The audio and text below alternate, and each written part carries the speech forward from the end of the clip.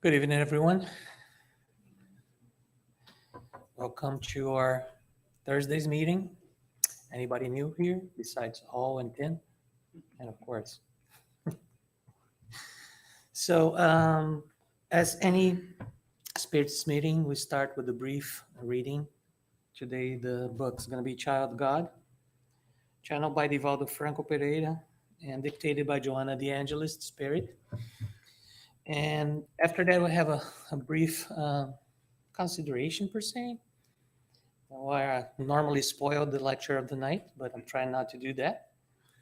And after that, we had the lecture plus the vibrations passes, and then you guys, if you didn't purchase anything in the kitchen, you are invited to do that as well. So, no further ado, let's start, right? This is 22 chapter and talks about faith in you. Fanaticism is a distortion of faith and reveals a distortion in the act of thinking. Systematic disbelief reveals emotional conflict and unstable reasoning. People believe both because of evolution and as a psychological inheritance. Not every faith is necessarily rational. There are many who believe automatically and naturally. We discern two kinds of faith, rational and natural. Natural faith is innate. Rational faith emerges from reasoning and thought. Faith, being a virtue that must be worked out individually, uplifts, opens up new views of life, situations, promotes inner peace, and strengthens the soul to face adversities. When faith comes out of reasoning, it becomes a light that illumina- illumines the most confusing and complex situation. However, whichever faith you are pledged to, let it be vitalized by love, so it may become a positive energy to be used for others. Faith is an active part of the spiritual nature of man and must be kindly by prayer and meditation. Do not submit your faith to tests. If it is real, it will be there when you need it. Learn to trust your values. Man believes by instinct, by assimilation, or through reason. Rest your faith in God and carry on the good work, for you have been created for a happy and healthy life. Do you believe in God? How come? Have you ever seen God? Did He eat with you every night? Did you invite Him to your home and serve some supper or something like that? You don't see Him. Oh, but you believe in Him and you know that He exists. And what about that person that you see every day in front of the mirror? Why don't you believe in him or her? If you do believe in God, that is somebody that you cannot see, why don't you believe in yourself that you see every day? That's the main question. It's like, have faith in yourself as well, because you can do miracles. And that was not Peter saying that, it was Jesus and God. So if we can make miracles happen, let's start with believing in ourselves. Let's pray.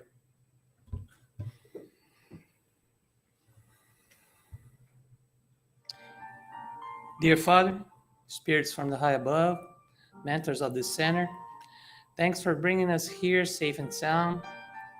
Enlight our speaker of the night, and may his words touch not just our brains, but touch our hearts. And may we exit the center better than when we came in. We ask permission for the mentors of the center to start our meeting of the night, saying, so be it. With no further ado, I deliver to you, my friend.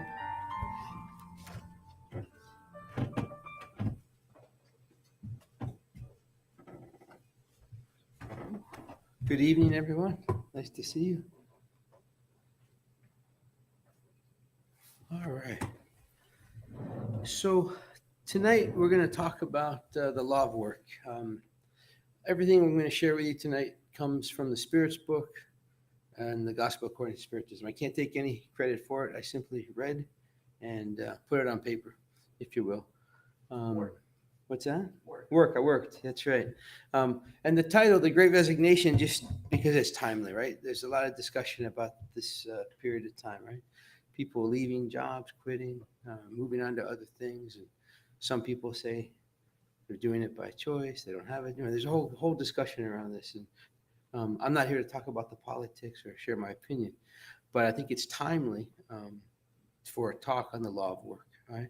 Because what we'll find in this talk is work is not about money, right? It's not about earning your keep necessarily financially, although we do derive income from work. We have to pay bills, but work can take many different forms, and it's about being useful and productive. So that's what we'll talk about tonight, all right? First, some definitions, right? This is dictionary.com. Resignation, right? It's the act of resigning or quitting, right? The other definition, submissive, unresisting attitude, a passive acquiescence. To resign from something, to resign from the debate, to quit, right? It's all these synonyms. Work, obviously, right? You don't see any mention in this definition about money, right? It's exertion or effort directed to produce or accomplish something, to labor, to toil. Well, you can labor in your yard, right? You can labor in your living room. You can labor in the movie, doing all kinds of things. So you're putting your mind to work, right? But it doesn't necessarily mean you have to work for money. But you have to work, and we'll discover this shortly here. Kardec asked in question 674, is work a requirement of the law of nature? Do we have to produce? Do we have to go do something? Or can we just sit on the couch and eat chips and watch TV all day, right? And make that our life, right? What did we hear? What was the answer we were given? Well, what the spirits explained to Kardec was that work is indeed a law of nature, right? Everything that we enjoy, everything that we utilize, everything that we go through is a product, right? And could be for our substance, this could be for our pleasure, for our joy. It's all a product of what we produce, right? So there's no way to experience life without producing, right? And we are a product of what we produce, and we'll talk more about that. But the short answer here is yes, work is absolutely a law of nature. Kardec then asked in 675, should we understand that work only applies to material occupations? In other words, digging ditches, building a wall, loading trucks, working your profession, material things.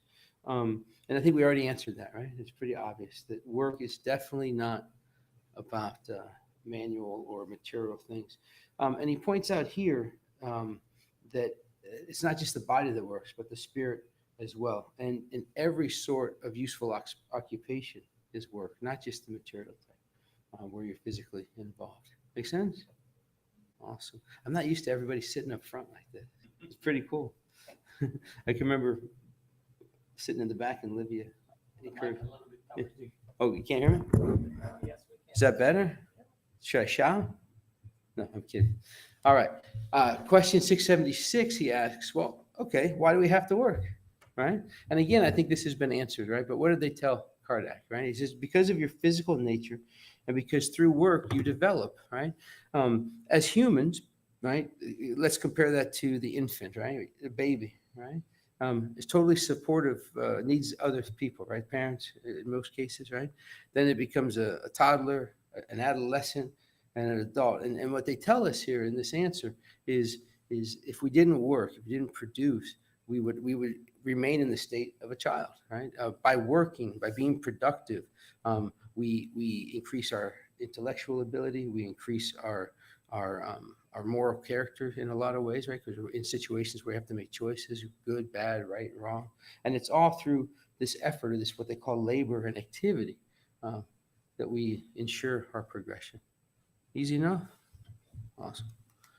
In 678, Kardec asks, he goes further, he says, are the inhabitants of realms more evolved than Earth, subject to the same need for work? So when I read that, it's like, man, am I going to have to do this every lifetime? Can I get a break, right? That's not what he meant. But the question is legitimate, right? On earth we have certain needs, we have certain obligations, right? We're here for a reason. As we evolve, right, as we become less tied to material, right, there will be less need for what we call work, right? But he emphasizes, the Spirit's emphasize here is that the nature of work, wherever you happen to be, is always relative to the evolvement of the Spirit. So as we evolve individually, and our spirit is not on earth anymore, right? It's become less tied to matter. Work will take on a different look, a different feel.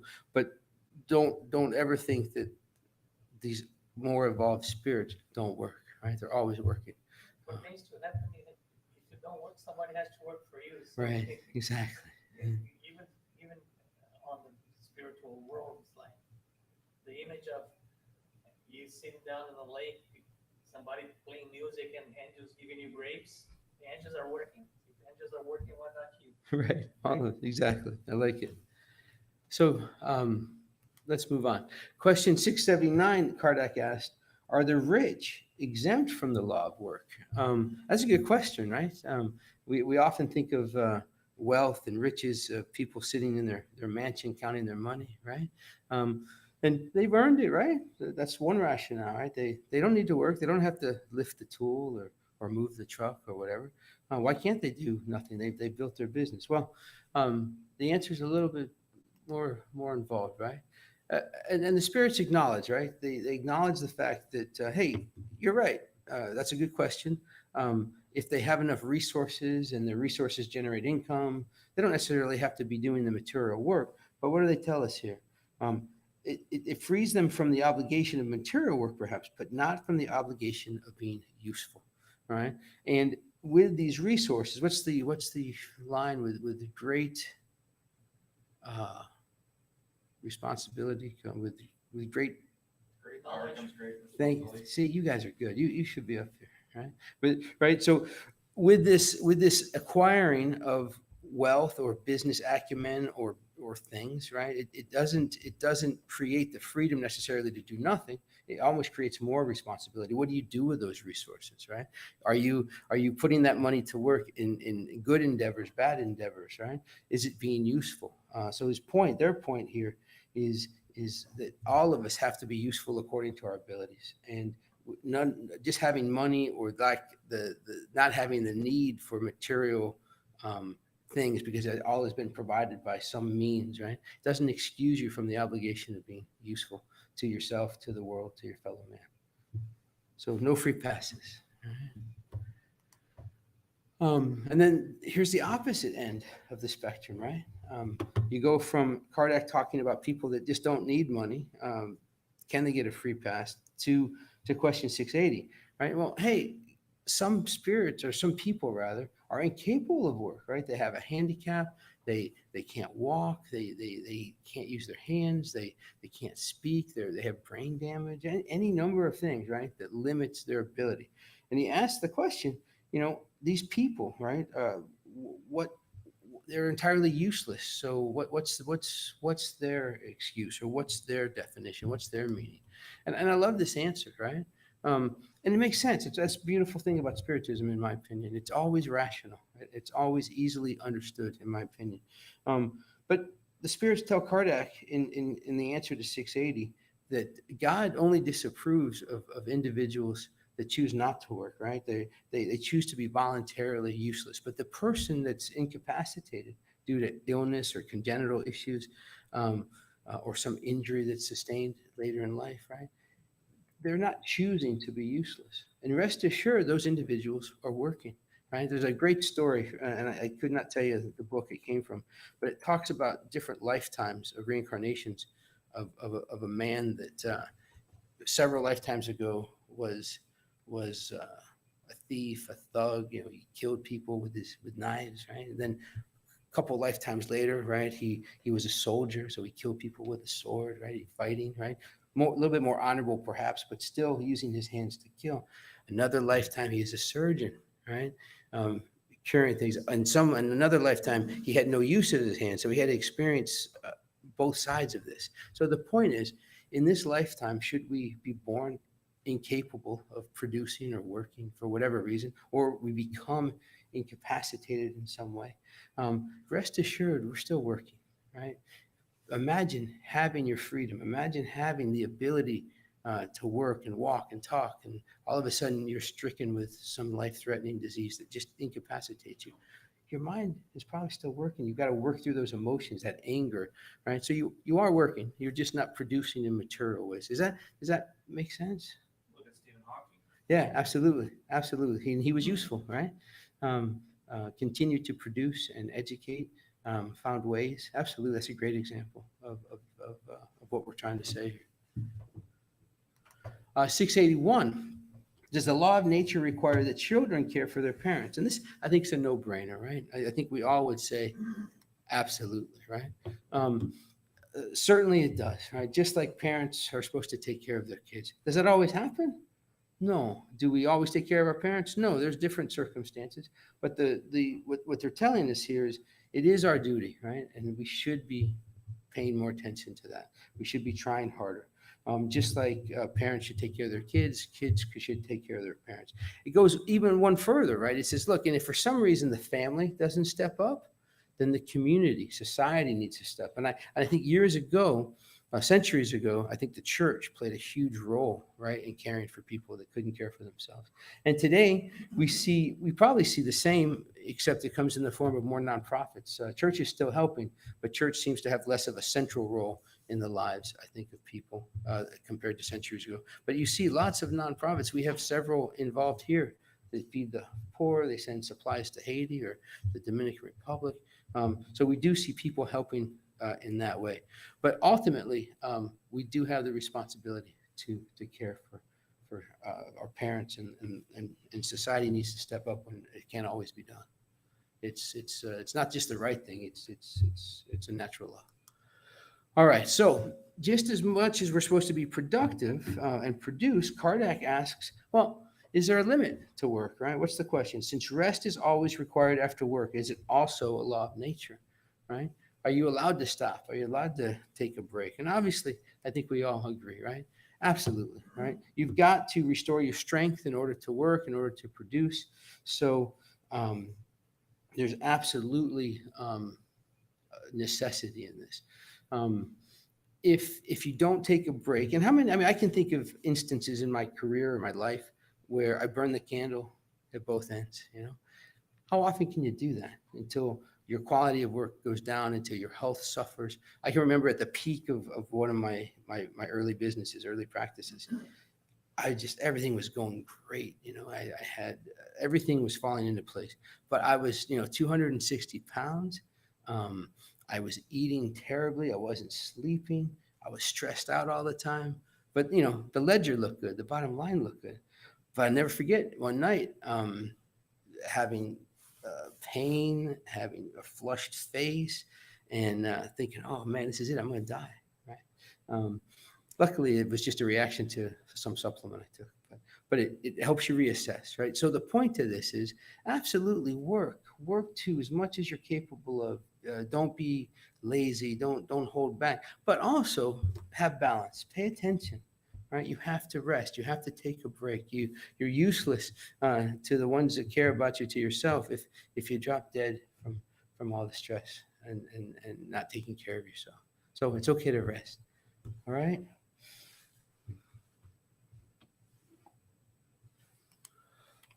All right. So what is the limit then? All right. Right, to the limit of your strength, like we stated, right? But God gives you the liberty to decide on this point individually. Use it wisely, right? Balance. Question 684, Kardec asks, well, what should we think about people who misuse their authority, right? Overworking those under them. And we talked about that a little bit, right? With folks that had lots of resources. So imagine you're the boss and you manage 20 people, right? And you get paid based on how little you have to pay them. Right? And you just work them, and you set thresholds for bonuses that they'll never reach, right? Also that you can keep more money in your pocket. So a lot of work gets done. The company supplies whatever they supply. The boss, the owner, keeps a lot of money, and the employee doesn't get much. Well, there's a lot of production going on there, right? But it's not the intention. That's not the goal. We're not supposed to make we're not supposed to advance on the suffering of others. So if we're responsible for others, right, in that situation as a manager, an owner, or even think of it in a family situation or a relationship, right? If we're always improving our situation by taking advantage of others or at the expense of other people, then we're doing something wrong. Okay, that's it's very important, and that's what was in the book. Sorry, I ad-libbed there just a little bit. So question 685 talks about the end of this, right? We were born, we grow up, we do our job, we have our career. And then at some point, 65 is common in this country. Um, we quit, we retire. Can we do that? Are we allowed to do that? Right? Because we're supposed to work, right? So Kardec asks a legitimate question, right? And here's the answer, right? You're only obliged to work according to your strength. Right? Now, that doesn't mean you can pick a number, you can do that and retire from your career. Nothing says, even if you have the ability, the strength to keep going. When I turn 65, I don't know if I'm going to want to quit, right? It's a long time. It's like 30 years from now. No, I'm just kidding. It's like 10 years from now. But the point is, I may not want to quit. And if I have the strength, I might keep doing it. But maybe I still have the strength, but I don't want to keep doing what I'm doing. So I can quit. All right. I still have to be productive. As long as we have strength and we have the ability to contribute, to produce, you don't have to keep doing the same thing over and over. But you should continue to be useful. So I can envision a time for me where I might stop seeing patients, right? But I still have knowledge, I still have experience, or maybe I teach, right? Maybe I will volunteer. I can see myself going on mission trips around the world, perhaps, So I'll travel a little bit, but I'll keep producing, I'll keep helping others. And we can all think of examples like that. But as long as we're capable, we should work. I have a relative that had a very good job, a very good retirement, and was able to retire at the age of 49, right? That's like everybody's dream, right? Retire young, not have any need for money, right? That's like the American dream, I guess. But that gentleman is now almost 80 years old, right? And since he was 49, he's watched a ton of TV, watched a lot of movies. He's eaten a lot of stuff, and he's not taking care of himself, right? And that's his choice, right? But the point is, in that pursuit of that dream of being able to do whatever you want, it's easy to lose track of the fact that we still have to work to the ability of our strength. He didn't have to keep working; he could have quit his job, right? But let's be useful. Let's be productive. Let's use those skills to help others. That takes to another question. What's that? If you don't do good, but you don't do bad, is it okay? I think if you don't do the best that you can, it's probably bad. You have to do something. Yes. If you don't do anything, you're still not doing good. It's still not enough. So being productive goes. Yeah, and again, it doesn't have to be for money. It doesn't have to be for monetary gain. The work, But- the work that is on this books are the meanings are way bigger than just work for a company and make money out of that. Absolutely. And in this situation, they also talk about when there's the opposite, right? People get older, they lose their ability to work as hard, and they don't have the means to retire. So this also reminds us, the answer in this question also reminds us about charity and love of society, where we should be helping people less fortunate in this situation. They're older, they can't produce, even if they're younger and they can't produce because of some ailment. Again, they reiterate what it says here, that society should take its place, right? Where folks can't support themselves later in life and their family can't step up and be there, that society should take over. So again, they should be able to rest if they can't do it. All right, what do we got? 2 more hours, Tim? Yeah, and a half? Okay. So Matthew 7 through 11 says this, right? If you help yourself, then heaven will come to your aid. Ask and it will be given to you. Seek and you will find. For everyone who asks receives. Knock and the door will be opened. And in the gospel, according to Spiritism, they paraphrase that or interpret this as the basis for the law of work, okay? Which makes sense, right? And we're reminded in this passage or in their explanation of this is seeking and you shall find. Now, just because you're looking for whatever it is, right? Let's call it work in this case. You may not find what you want, right? Or what you desire or what you dream of. But if you seek and you try hard enough, you're going to get what you need, right? Isn't there a song, right? Right? You get what you need sometimes. The point is, always keep seeking, always keep trying. Don't give up. As long as you're searching, as long as you're looking, you're going to find what you need. Um, it may take time, it may take effort, there may be a lot of pain involved, but don't give up, right? They go on to repeat, right, what's in Matthew, right? God helps those who help themselves, right? They remind us that God gave us drive to better ourselves. What do we know about this life that we've given right now? It's one, and who knows, hundreds, thousands, I don't know, right? But it's one. And, we're born the first time, simple and lacking knowledge, and life after life after life, we over time become a pure spirit. That's our destiny, right? Everything that happens in between happens at our own pace, by our own design. We can limit or exaggerate suffering and pain based on the choices that we make, or to your point, the choices we don't make, right? To not make a decision is still a decision, right? So they remind us here that God just didn't let us reincarnate without drive, right? Our goal, right? Our drive is to improve, and we're going to improve. That can be fast, it can be slow, right? But rest assured, we are all going to evolve, all right? And they give the example here, right, about separating us from other animals, right? We have the ability to think, to rationalize, to make choices. We have a conscience, right? So we definitely have this ability. With every day that we engage with other people, that we apply ourselves to learn and to study, we progress intellectually, right? And that intellect does not go away, right? When we pass and at some point reincarnate, that intellect is with our spirit. That's not something that disappears. The money in my wallet, the shirt on my back, the car that I drive, that doesn't stay with me, right?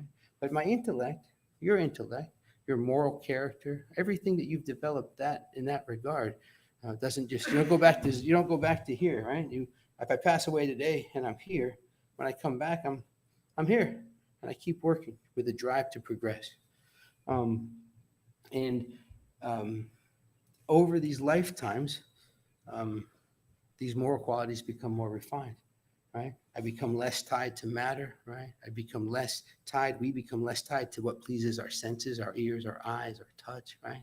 And we become more attracted, more attached to love and charity, right? So as we make this progression, um, we improve and we progress. And all of that, right, is because of the effort and the work that we do.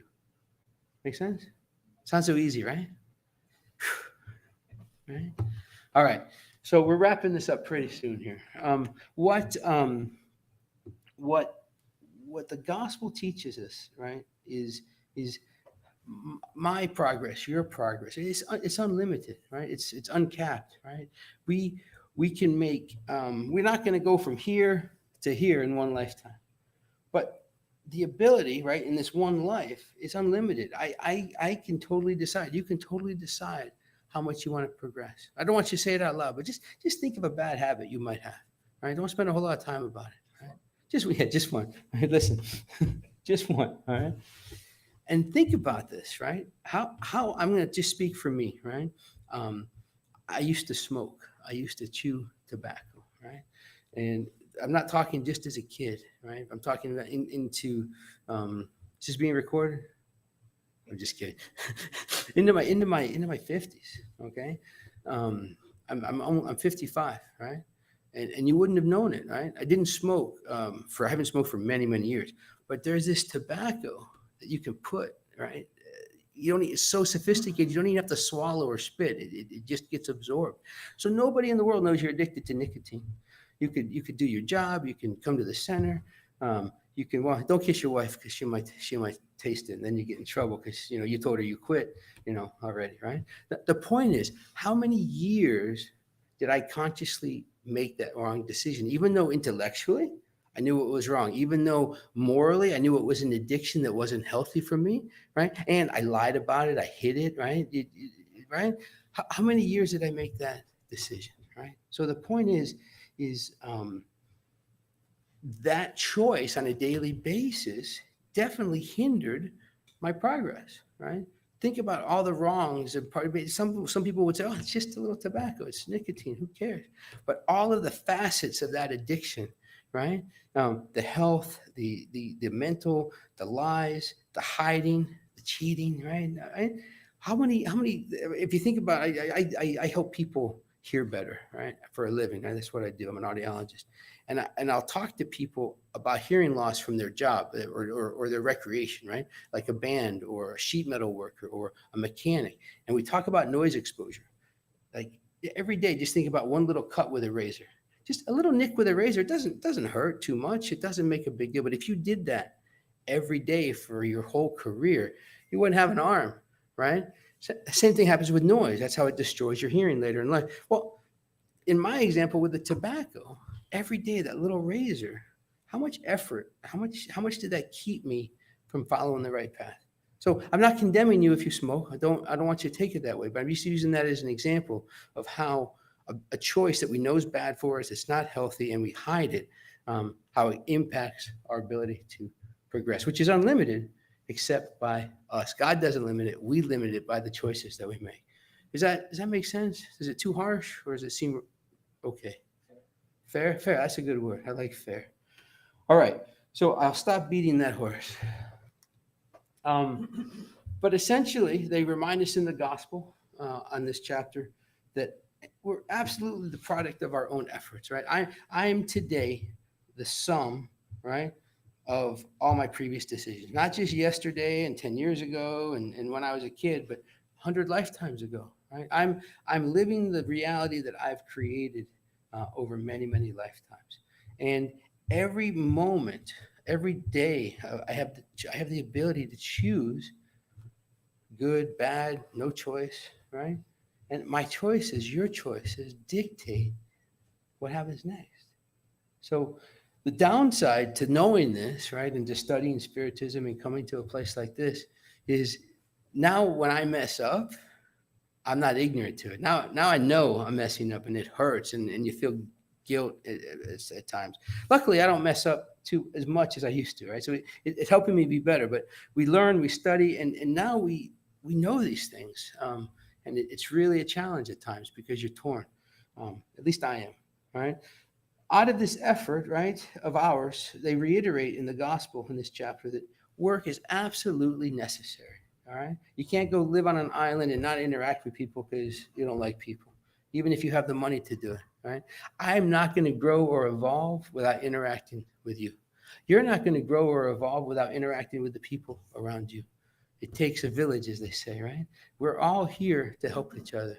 And some of those most difficult people in your life, think about a family member that you love them, but you don't like them. Anybody else have a relative like that? I got one, but I won't bore you with my story. The point is that person in your life, right, is probably somebody you owe a debt to, right? You haven't worked out whatever it is, right? If they could have been someone that hurt you in the past or you hurt them, who knows, right? There's a story. Luckily, God, by the grace of God, we're born with no memory of all the crap I'm sorry, all the bad stuff we did in previous lives. Luckily, could you imagine knowing everything you did for hundreds of lives? Oh my God, it'd be terrible, right? So fortunately, we have no memory of that. But before we came back, what did we do? We decided, right? When we asked God, hey, look, here's where I messed up. This is what I want to fix. And I owe this person and this person. I got to learn this and I got to learn not to do that. And we put ourselves, right, in a situation where we are embedded in a family dynamic, a relationship type dynamic, where predetermined a few things: socioeconomic, health, um, certain relationships, all for the purpose of overcoming those difficult situations. Um, and some days I'm really good with those things, and other days I'm really bad. So it's all part of the process. But the point is, work is necessary. We've got to work through those issues. They remind us again: seek and you will find. You won't always get what you want, but you will find the solution to your problems. Um, You're going to work and produce, and ultimately, they tell us in the gospel that our reward will correspond to our accomplishments. The better I live today, the better life is tomorrow, from a moral standpoint. Right? I make better choices today. My reality is better tomorrow. Easy enough, but yet so hard, right? All right. So wrapping up, right?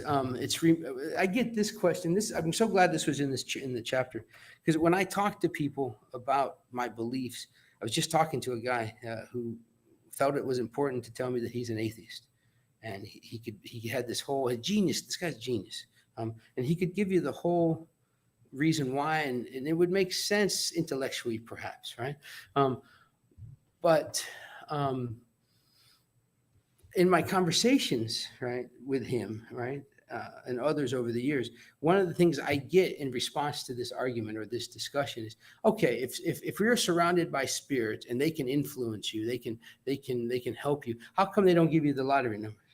How come they don't give you the invention to cure cancer, right? Or how come you can't wave your hand and fix hearing loss, right?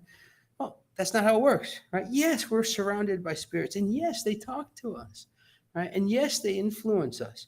But guess what? We got to open the connection. We have to seek, right, and find. We have to knock so the door opens. We have to try to connect, right? And when they talk, we have to listen, right? So that's the point. They don't help us with shortcuts. They don't give us the lottery numbers. They don't give us new inventions just to give them to us. But if we connect and we ask, that intuition, that feeling you get, right? That, oh, I better go this way, right? There's a good chance that's a guardian, right? That's a mentor.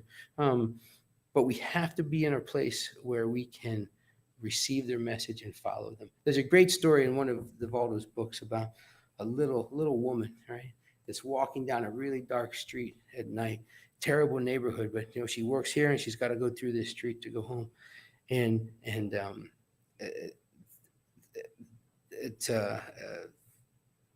someone got hurt. They got killed, right? But it wasn't her, right? And these guys, they got arrested. They talk about, well, how come you didn't get her?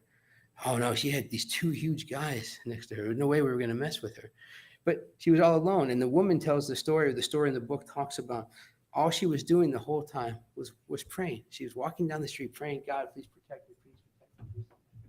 And she was protected, right? Just things that you can't prove it with science, you can't see it, but there's a great example of asking and you'll receive. In other words, spirits give us strength if we decide to listen and connect. Morally, right? Remember, we get up each morning, we live our life, we grow intellectually, and our choices help us grow morally, right? The whole idea here is that this connection to spirits, this remembering that production in work is the law, it's required. It's not just like we said monetarily or what have you. It's to help us grow morally, and through effort, through work, through helping others, this is how we grow. And they tell us that as long as we are trying and we're asking, that we will receive it. It won't always come in the way we want to see it, but it will come, and it'll be helpful. All right, and finally, they say, look, you've got to ask with some parameters, right? I tell the story about my daughters, what they want for Christmas sometimes, or what they pray for, and they're older now, so it's less relevant. But I want a bicycle, or I want candy, or whatever. Remember, it doesn't work that way, right? We need things, we want things, but what we really are given, right, are the things that we need, right? They're always going to come if we're sincere in our effort, right? We have to be sincere with our ask. We have to be sincere with our effort of working towards whatever we're striving for. And sometimes that sincerity has to come through. Like I can't even think of a good example, but let's say you want the promotion, right, at work, right? And if you pray for the promotion, that's probably not sincere in the sense it's material, right? But if you pray for the ability to do a good job, for the courage to live up to the challenges, to face the obstacles, right? Give me strength, Father. Give me courage. And you apply yourself, then that sincerity carries over. Not actually praying for just the promotion. We have to have faith. They tell us you have to ask with faith, faith in God, faith in your mentors, and with that faith comes the willingness and the ability to not only ask but to open and receive, and be confident. Really believe in these things. Sometimes you're like, well, I hope this happens, right? And you cross your fingers. Well, that's not confidence, right? When you're really working towards something and you're praying and you're working hard and you have a goal, believe in the outcome. Just what you said this morning or early in the talk, right? We believe in this thing that we can't see, but yet we look in the mirror and we don't believe in that person. Believe in yourself. You're amazing, right? You're born for perfection. You can do anything, right? We did this example with my kids at one point. It's called mirror work, and I forget the lady's name that taught this. But anyways, long story short, um, stand in front of your mirror, hold a mirror, and just look at you, right? And say, "I love you. You're amazing. You're so strong. You're so smart." Try to do that without hesitation and without emotion. And we did this with my kids at one point, and it was hard. It is really hard. But start your day off. Try starting your day off every morning with some type of gratitude. You taught me this years ago. I still do it to this day. My eyes open. I'm pretty quick to move. Right, my feet hit the floor.